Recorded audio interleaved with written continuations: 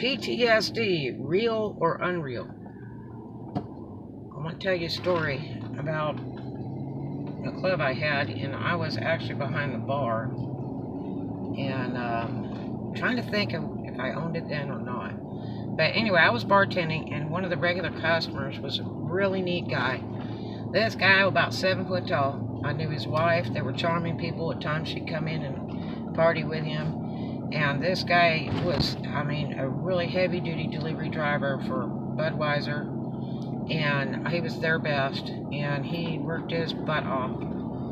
Excellent, excellent worker. And if he got off a little early, a lot of times he'd come in for 1 or 2 beers, then go home, and then bring his wife back with him sometimes. And they would have a couple toddies and then go home. Great, great guy. But on one really odd instance, which I was lucky to have their home phone number, and I knew them quite well. I got to use that number that one time. I had to call his wife before I called the police. This guy, I was walking down the bar to serve somebody, and all of a sudden he just flipped, just changed. I could tell by his look. He kind of stared, and when I walked by, he said some curse words, "you gook," and then continued on with his conversation that I was Oriental and that it was his job to kill me and all that kind of stuff. And it's just like boom, boom, and it freaked me out. And then, when I tried to tell him to be a good boy, okay, now this is a guy that was like 40 years old, or probably about 40 or 45, and I said, you better be a good boy. You have to treat these people in these bars like 2-year-olds. And he just would not come out of that mode. It was really, really strange, and strange to scary, because he then jumped over the bar, and I friggin' grabbed a baseball bat and banged on him, and then he went back around the other side. And it's like he clicked back or something. And this is a big dude, okay? But, if they jump over your bar, you can tear them up. That's just the way it is. It's like trespass. And I called his wife, and I said, you had better come down here and get him. Now, he was not avidly drunk. He just, for some reason, changed modes. It was just really, really strange. And this was in California. So in California, like, freaking, there's crazy people all over the place. There's people walk down the street and talk to each other, and if you paired them up with the people that talk to each other, they look like they were carrying conversation. And now they have Bluetooth, so everybody looks like they're talking to themselves. But anyway, I called his wife, and I said, look, you need to come down here and get him. Now, his wife's a pretty level-headed girl, and she was a legal secretary at a local attorney's office. And I had done business with him at one time. But she was very knowledgeable on this, that, and the other. Really nice lady. And we were pretty good friends. And she said, oh, he is military. He was exposed to that Agent Orange. I don't know if it's really true or not, but he has problems sometimes. And it can get scary. I'll be right down. And she come down and went up to him and took him home. And the next day he came in, he was scared to death to even order a drink. He's like, I am so sorry. Are you mad at me?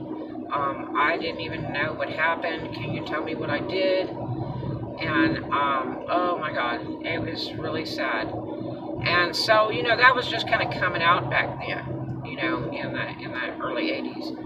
And, to where I was hearing about it on the streets, about this Agent Orange, PTSDs, or whatever it is, people that were affected from the military, and like chemicals they were exposed to, or mental things they went through. So I think it's very much a live thing, and they do have programs for that to supervise people like that to make sure they're okay as they go through life. But sometimes it doesn't always work.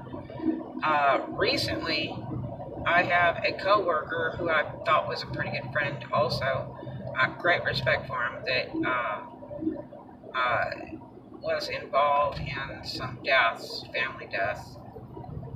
And the first thing I said was, maybe he is military, and maybe he has like that Agent Orange or PTSD thing, because, and now he's too young to have served in Vietnam, but there's other times where they get exposed to that stuff. Because I just couldn't imagine this guy who's such an upstanding gentleman working the job that he did in one of the states that I work in. He worked in a protective service industry. And let me tell you, I just really have a lot of trouble with what has apparently happened, although he turned himself in. But the first thing I said was, he may be military and have some effect from the military that made him click like that.